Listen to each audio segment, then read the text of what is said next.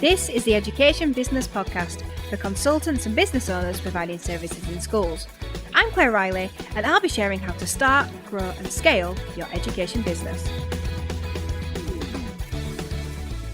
Hi everyone, thank you for listening to the Education Business Podcast. Today I'm going to talk you through my podcast process, and I'm doing that because I went to an event about a month ago and I was asked the same question about my podcast process 3 times. And so I thought it would be useful to share it with you all. Now, I don't think too much about it, but one thing I realised when I had those conversations is that I am really good now at setting a process up. So when I think about doing a new thing, if it's going to be repeatable, I will think very quickly about the process because I am used to creating something and then getting somebody else to do it. Now, I actually do all of the podcasts myself right now. There used to be a time where I had a team member doing it. We had the Teachers Podcast. The first season for the Education Business Podcast, it was edited by a member of my team at Classroom Secrets. The second season has all been done by me and an AI software tool that I use. And I've made that decision because it actually takes less time because I can do all of the things. I get every episode done in less than an hour. Whereas before, it was going to and fro, and it was costing a lot more money, to be honest. So really thinking about the process and trying to be slick with it can make so much difference in how much money you are spending in your company on time. And creating processes is something that I'm obviously very experienced at now. So let me share this process with you.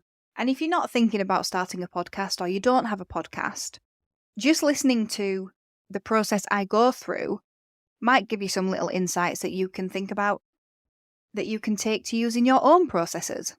So when I record a podcast episode, the first thing I do is I go to a spreadsheet. And in that spreadsheet, I already have ideas. It is not a good use of time to sit down and go, right, what am I going to talk about today? So I use different times to capture those ideas. It basically means you'll be having a conversation with somebody, or it might be the weekend and you might be having a ride in the car. One thought will lead to another, and hey presto, you have a podcast idea. So I will jot it down there and then on my spreadsheet so that when I come to record, I know I've got to record at certain times. The ideas are already there. Now, if I leave it too long, sometimes I don't understand what those ideas are. So I do try and put extra information to help jog my memory when I actually come to it. What I don't do is go into real depth in the notes. Now, if you wanted to save even more time, you could actually decide to block record the episodes. So as I'm recording this episode now, it's the 3rd episode I'm recording today. So that can also save time because it means I'm in the brain space for that. That's what I'm doing today. Now, the reason why I don't write extensive notes until the time it comes to record the episode is because I think it's better to be fresh. I record a better episode when I think of the points I want to make there and then. I do think they can change depending on your mood or your recent experiences. And if you're trying to record something that you wrote 4 weeks ago, you might not necessarily wholeheartedly agree with those points because there might be certain things happening, or maybe you don't want to share the same stories. Or perhaps just skimming over it and reading it is not really going to get you into the passionate frame of mind that you need to be in. So I always wait and I will sit there and I will spend 5-10 minutes just thinking about, right, what do I want to say here? How am I going to introduce it? Do I have main points? What order are those points in? And then how am I going to try and finish it off? How am I going to try and bring it all together at the end? And then I start recording with my AI recording software. And I'll just start talking, following my notes. I used to script it all out. It took ages. You might have to start that way, but it can get quicker over time and you get better with practice. I just had this realization as I'm recording this that I am talking about what I'm actually doing. I was like, oh yeah, I am actually doing the exact thing I'm saying right now, following the notes that I've just written. So anyway, you start recording and there will be times where you say the wrong word.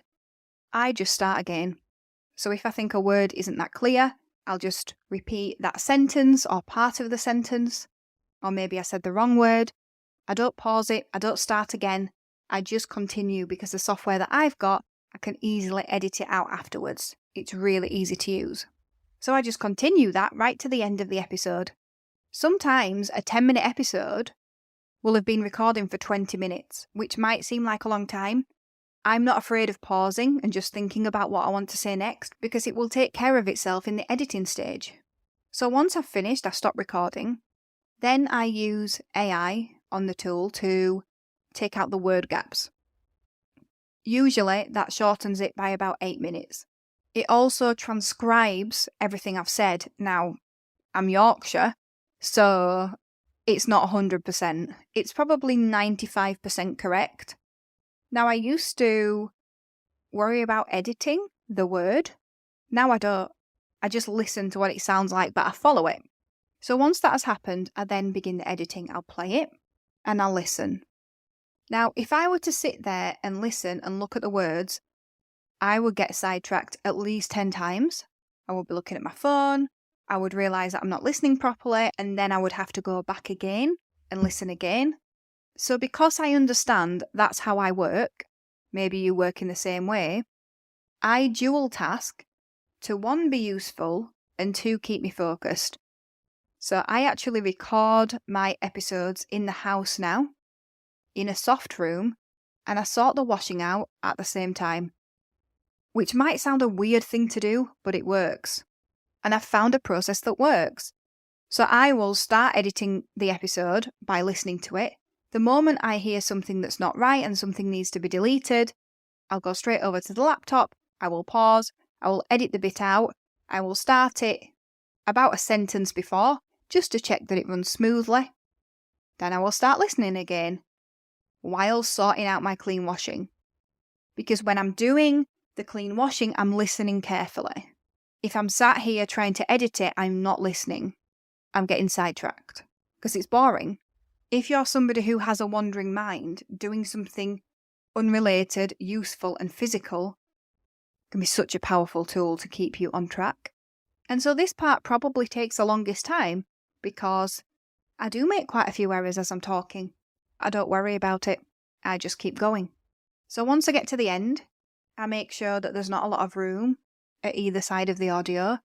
And I'll also run it through an AI cleanup tool, which makes it sound better. Like I've got a better microphone than I actually have, and that I've got a better recording room than I actually have. So that's a lovely feature as well.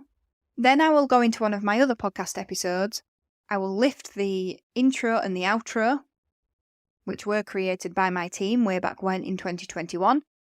And I will make sure that they are put in the right place on this podcast episode.